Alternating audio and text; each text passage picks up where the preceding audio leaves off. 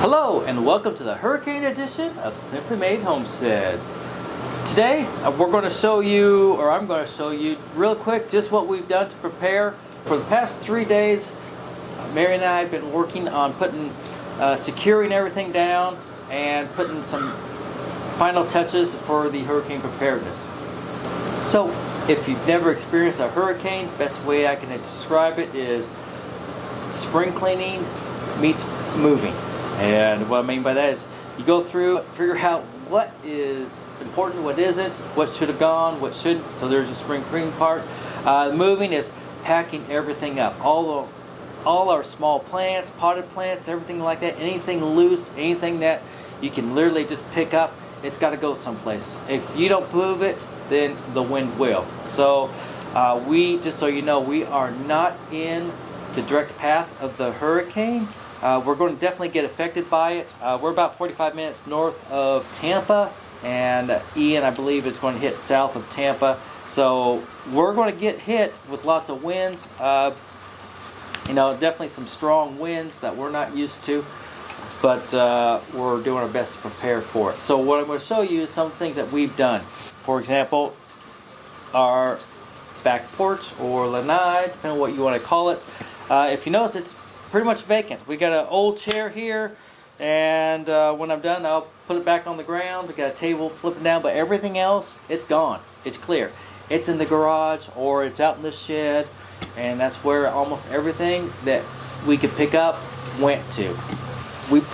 We tried to put more important things inside the garage, less important things out in the shed. And the reason why that is, I don't trust the shed. It will probably leak. It has in the past in severe storms, and this is definitely going to be more than a severe storm. So I'm anticipating anything in the shed, if it's still there, is more of a disposable. Anyways, but we're going to do everything we can to keep it. Well, let's get going, and I'll show you what we've done and what you guys can do, possibly if it pertains to y'all.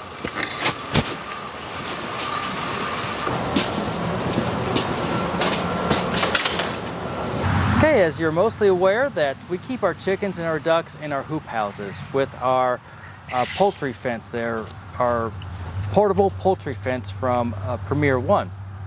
And this enables us mobility and flexibility. However, not conducive for a hurricane. So you can see we took the tarp off of it. I've anchored it to these trees, and I put a small brick there. Anyways, I mean, if these get demolished, I'm really expecting it to stay put, but a branch probably from the oak trees will more than likely fall on top of them. But the winds won't get them directly. So, but the chickens, we've moved them on over here. I had already built this. We had plans for these stalls here, this smaller chicken coop over here. So, but we moved all the chickens into here. And so they're inside there. The ducks love water, so we left them out. I actually took the door off of theirs, and so that way they can come out and they can deal with the water. Hopefully they don't get blown away. I do foresee a problem with this fence because right above it is oak trees. So they will more than likely get some branches, fall down. We'll probably be chasing ducks throughout the thing. So these are a little bit smaller. These pens still meet the 3 foot per chicken rule, but ours have gotten so used to having all their roaming and not used to being caged up. I'm sure they're not liking it, but this will be fine till after the storm passes. They can deal with it for the next 3 days or so.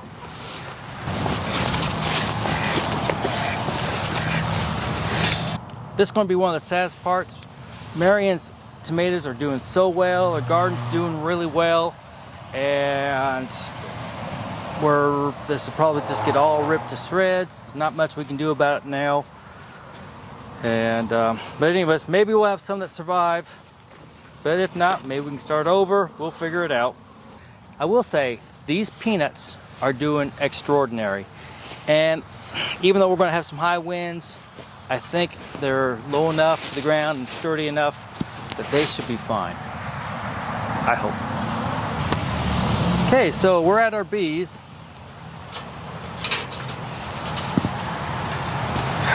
You can see I got this anchored down multiple different ways. Parachute cord.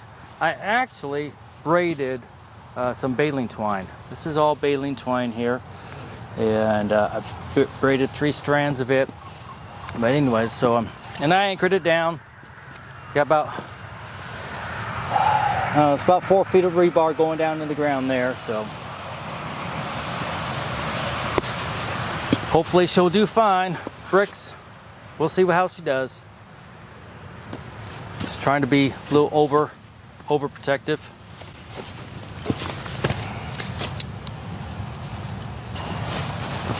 All right, you can see the sunset here. Dawn before the storm.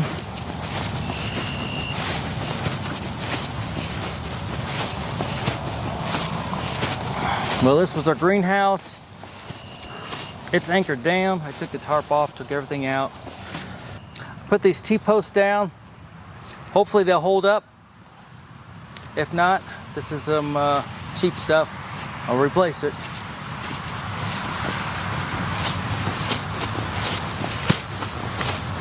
Over here on one of our main gardens, I put cattle panels on top of it, and there's some bricks over there. There's a 12-foot pressure treated 4x4 post, but overall it's held down by cattle panels. So I'm hoping the weight of that will keep everything down. The wind, I expect high winds, 100 mile an hour plus winds here, and but we'll see what happens.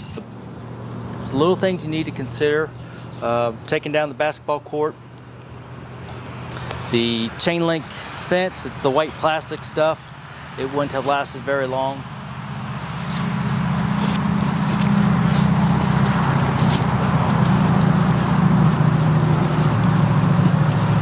The vent power goes out completely. We filled up 2 55-gallon drums.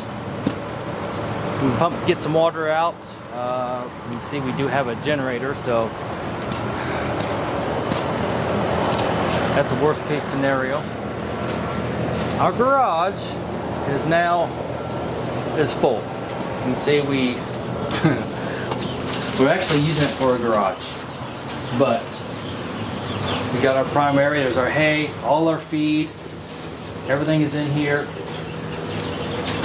We moved our quail in here, in other words, so that we could get the chickens into those coops.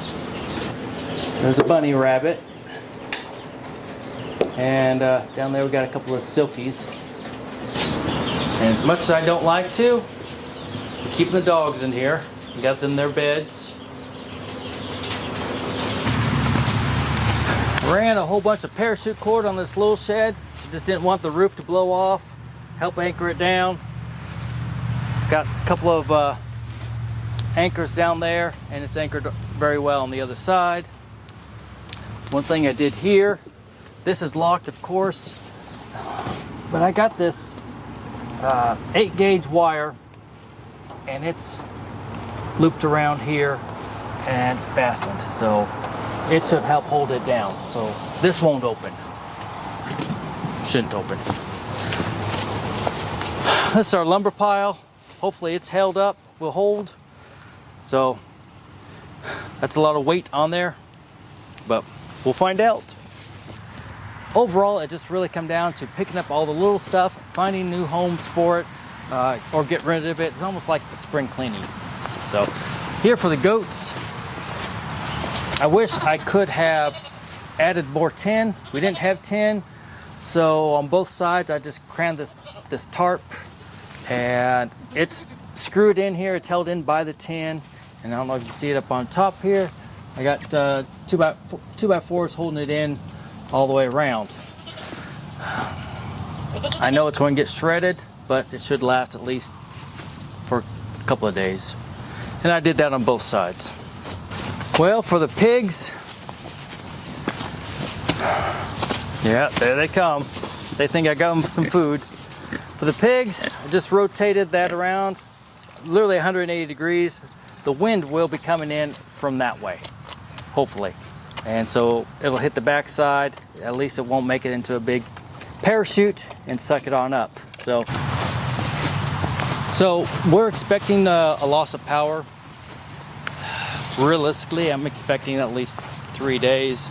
We've got plenty of food, plenty of water for all of the animals, dogs included, and especially us. Beverages, we're good on all that. Marian just got up a really good point. The first is coming up, and we might not have internet. So she went ahead and paid the bills. So if this applies to you, or think about this for if you ever have a natural disaster that you're able to plan for, the first of the month is right around the corner. That's when my paychecks come in and my paycheck goes out to the bills. So anyways, thank goodness I married a wonderful woman who has some foresight, along with many other awesome attributes. So, but everything's calm, quiet right now, and all right, so I think we're pretty well hunkered down here. We've got about the best we can do, at least for a category 3, possibly 4. Depends what it is when it gets here. If it was a cat 5, I don't know.